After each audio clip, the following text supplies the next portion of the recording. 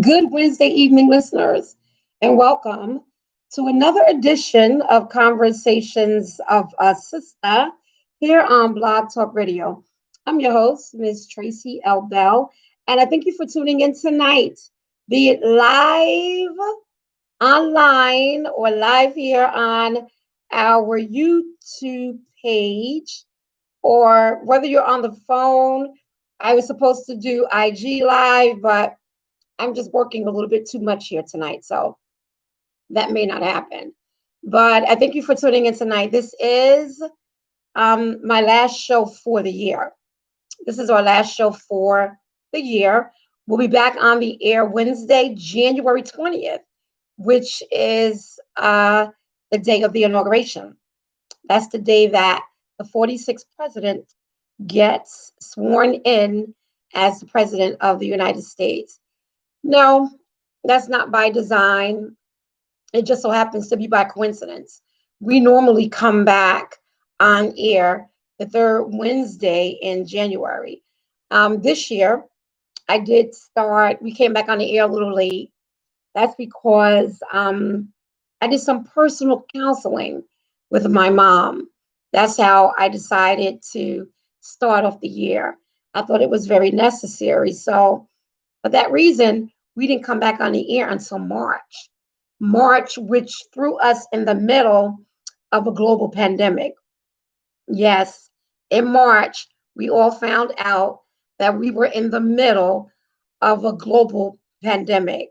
I mean, you hear that the coronavirus was here in November, but I think it wasn't official until the country closed down in March.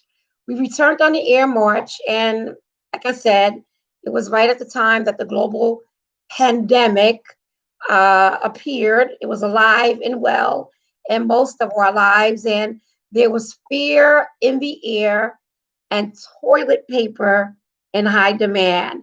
You remember that? Toilet paper was in high demand. And here we are at the end of the year, and I still can't understand or figure out why. Why was toilet paper in demand?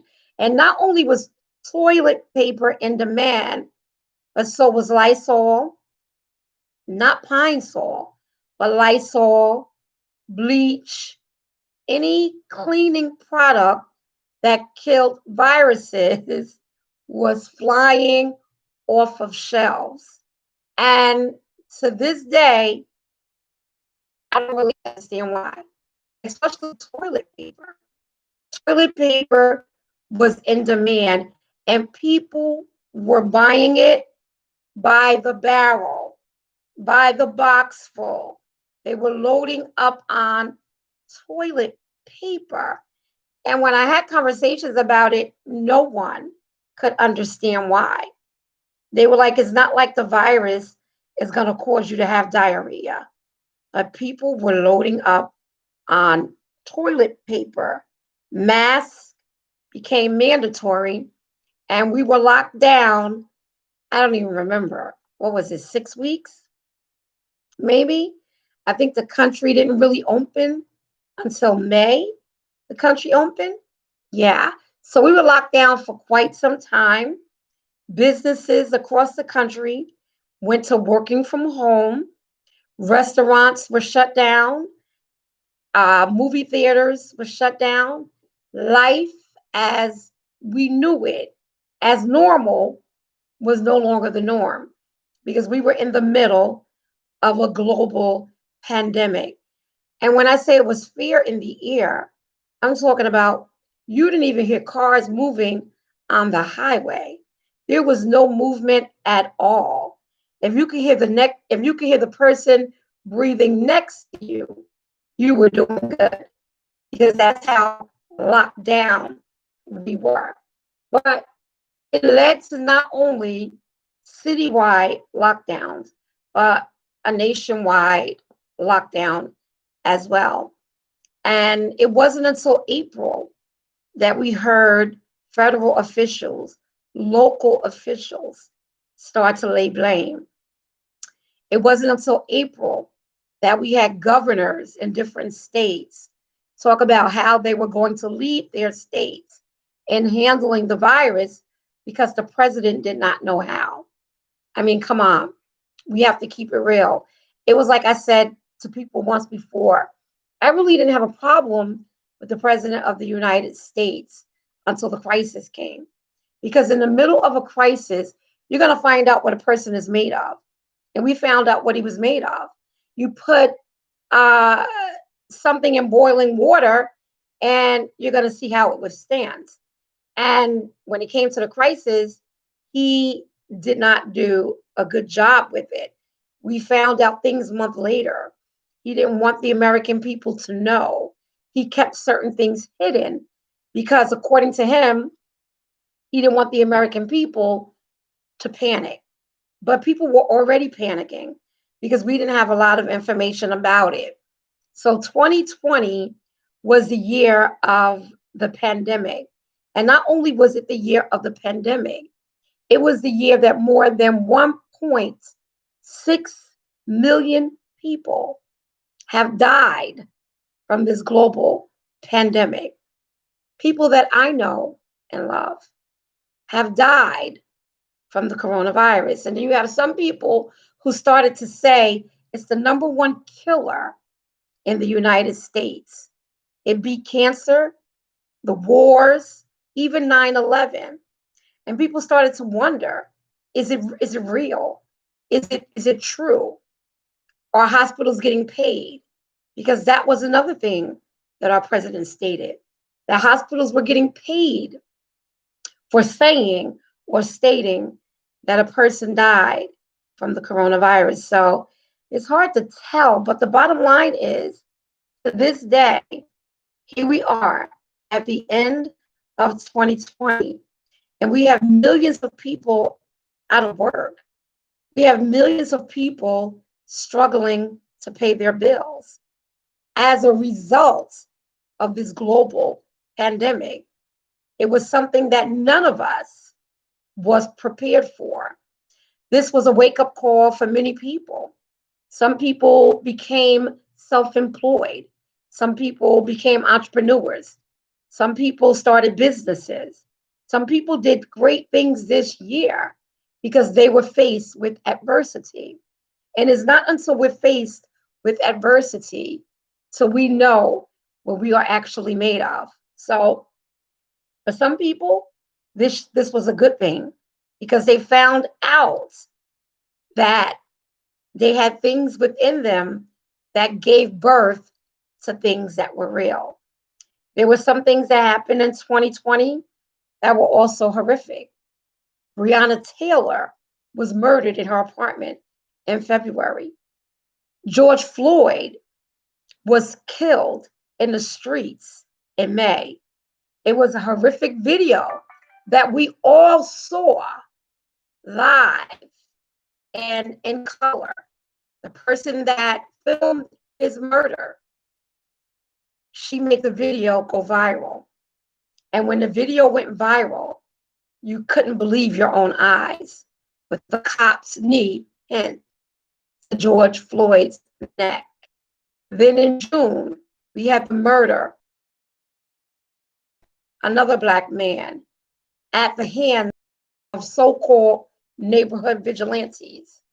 And then we had the birth of Black Lives Matter like never before, protests in the streets like never before. People were tired.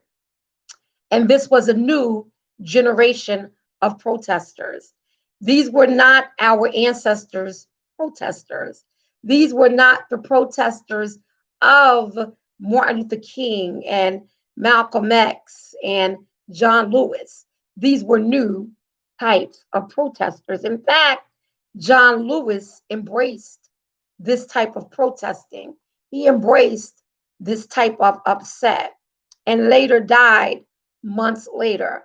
But in the last picture that he had taken in 2020, before his death, he was standing at Black Lives Matter Plaza, which is now formerly Pennsylvania Avenue in Washington, D.C.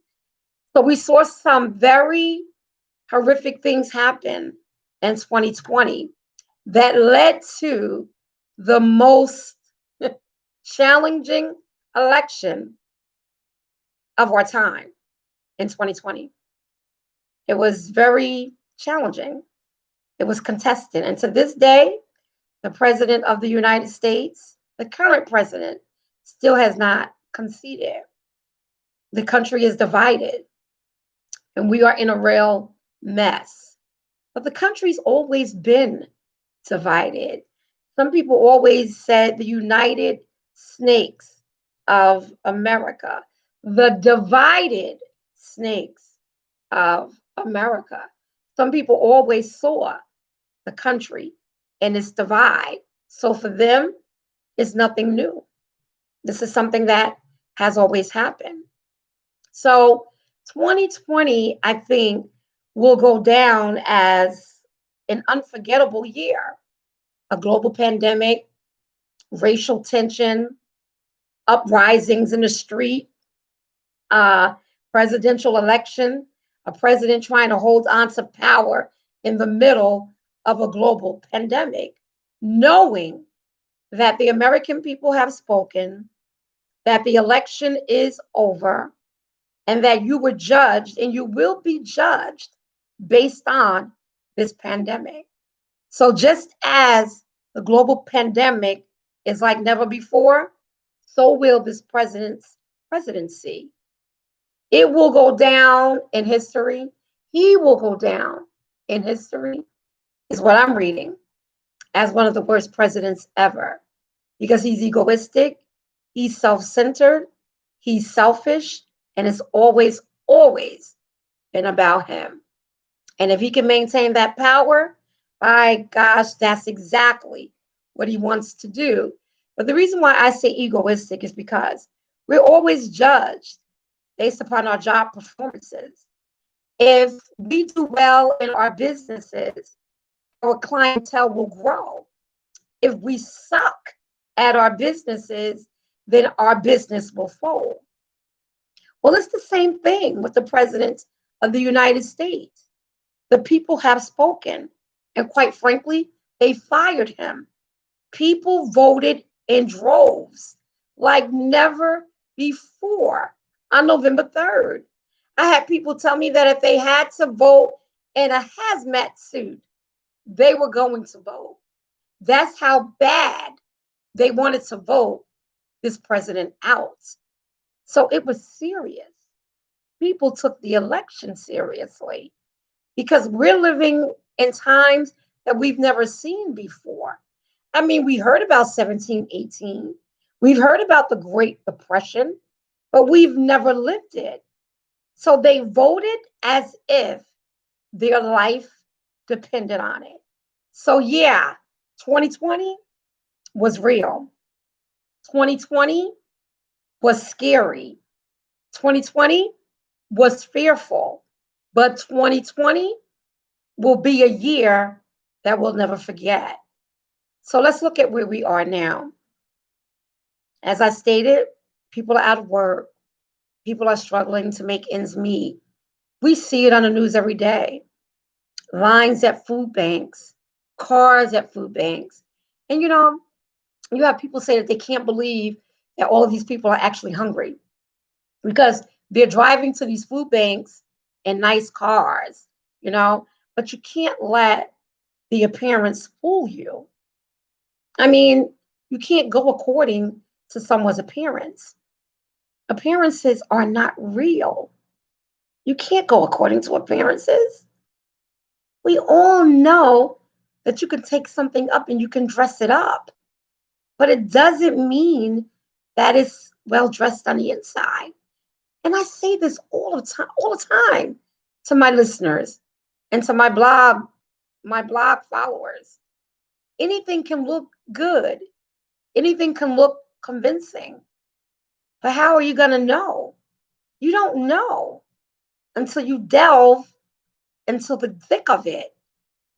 You don't know by looking at someone that's just struggling. You don't know that by looking at someone that they're depressed. You don't know that looking at someone, you can tell what it is they're going through because you can't. Some people are very good at concealing what is really happening in their lives. So we can't just think that because someone drives up to a food bank in a nice car, that they're not struggling or that they're not hungry or that they haven't lost their job because you never know what a person's situation is. You never know. That's why it is important to always be empathetic because we never know where we will be tomorrow. I mean, look, this global pandemic took us all by surprise. It did. I think it brought out feelings in us that we never thought we'd have to face. It brought out situations that we probably thought we'd never have to deal with. But here we are. And I think that the light at the end of the tunnel is that we're at the end of the year. As of next Friday, it'll be a brand new year, a brand new start, a brand new beginning. And the question is, what will you do with it? What will you do with the new year? What will you do with the new start? What have you learned from 2020 that you can maybe do better in 2021, that you can maybe do better tomorrow? And yes, here we are. It's Christmas. We're in the Christmas season. And we're also in the middle of a global pandemic. And people are just not used to it. People are used to gathering at Christmas. People are used to gathering around the holidays. And to ask people not to do it is almost impossible. I mean, look at Dr. Deborah Burks. She advised people not to gather for Thanksgiving. Oh my gosh, the media was going to follow her because that's exactly what they did. And when she was spotted at her daughter's house, I think having dinner, that's the first thing they reported. And I mean, you could look at that woman and tell she's a nervous wreck. What did she do when it was reported that she was at her daughter's house? The woman resigned. Come on. It was really not that serious. But I say that to say, you cannot ask people to not gather for the holiday when you know that's something that you're going to do, especially if you're used to it. Let's face it, some people are just used to tradition. They can't help it. We all are.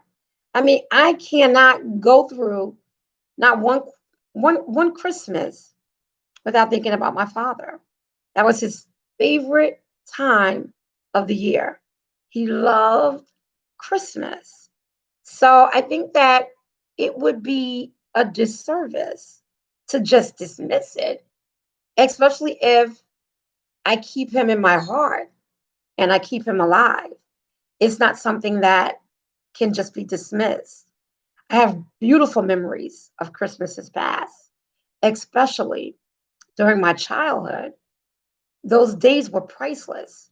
And we don't know how priceless they are until we are where we are now. Because I look back now and I cherish those moments.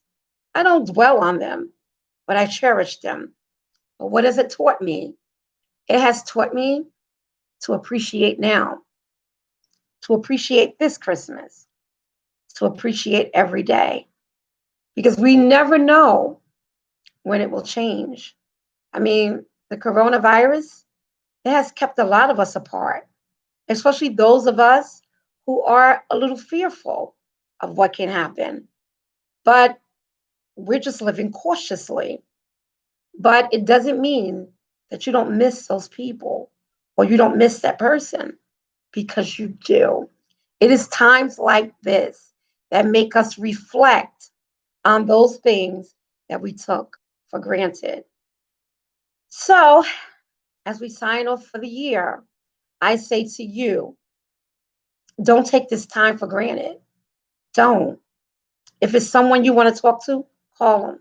If it's someone you want to see, go see them. If it's someone you want to just write to them. But by all means, just do it. Because this holiday season is like one that we've never seen before. So I think that we have to do things that we've never done before, simply because we have a chance to do it again. So I guess I'm signing off for the year. And what a year it's been. And I'm hoping that next year we'll do better. We'll be better. We'll be greater.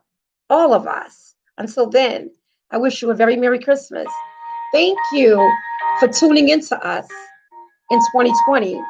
We are forever grateful for that. And we hope to see you here in 2021. Happy holidays and a blessed, healthy new year. See you next year.